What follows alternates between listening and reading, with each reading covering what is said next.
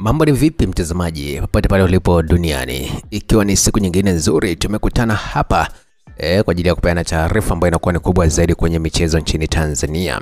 Na kubwa ndio nayo hii leo ni kutoka ndani ya Simba Sports ambao kwa hivi sasa wanaendelea na maandalizi ya mechi zao za ligi kuu ya NBC Tanzania bara ambazo zimesalia, hasa ile mechi dhidi ya Young Africans ambayo inategemewa kupigwa June 25 kwa sababu ile ya 15 yenyewe iliahirishwa bwana na vitu kama hivyo hapo. Sasa Ahmed Ali, huyu ni meneja wa kitengo cha habari ndani ya Simba Sports, ameweka wazi maandalizi ya kwao ambayo Simba huwa anaendelea nayo kuhakikisha kwamba wanakuwa wanapata ushindi katika mechi zao zote zilizosalia za ligi kuu ya NBC Tanzania bara, hasa ile dhidi ya Young Africans ambayo huenda ndikamua ubingwa endapo Simba atafanikiwa kushinda mechi zake zote anazotoka kucheza hapa mwanzoni. Unaona kwa sababu ukiangalia kwa hivi sasa kulikuwa na ukimya mkubwa sana ndani ya Simba Sports juu ya kwamba mechi ya Juni 25 watashiriki au hawatoshiriki, lakini mwisho siku ni kwamba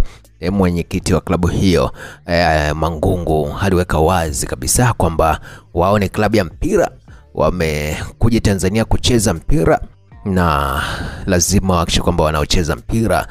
jibu ambalo moja kwa moja linaonyesha kwamba wanakwenda kukitifua mbele ya Young Africans, Young Africans ambayo na yenyewe pia kwa hivi sasa inajitafuta kuhakikisha kwamba wanakuwa wanatetea taji lao la ligi kuu ya NBC Tanzania bara kwa mara ya 4 mfululizo, moja kati ya rekodi ambazo zitakuwa ni kubwa sana kwa nchini Tanzania. Sasa Simba watakubali kwamba waukose ubingwa mbele ya Young Africans mara 4 mfululizo? Hicho ni kitendawili ambacho Ahmed Ali anasema hawawezi kukubali kikatokea tena, lazima wakitegue ili kuhakikisha kwamba wanaweka rekodi zao vizuri kuelekea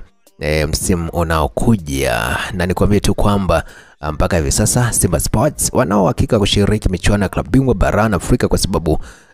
nafasi ya kwanza au ya pili zote ni uhakika kwa hivi sasa, hata kama watapoteza mechi zao zote 3 ambazo zimesalia kwenye ligi kuu ya NBC Tanzania bara. Yote kwa yote tusubiri tuone ni kipi ambacho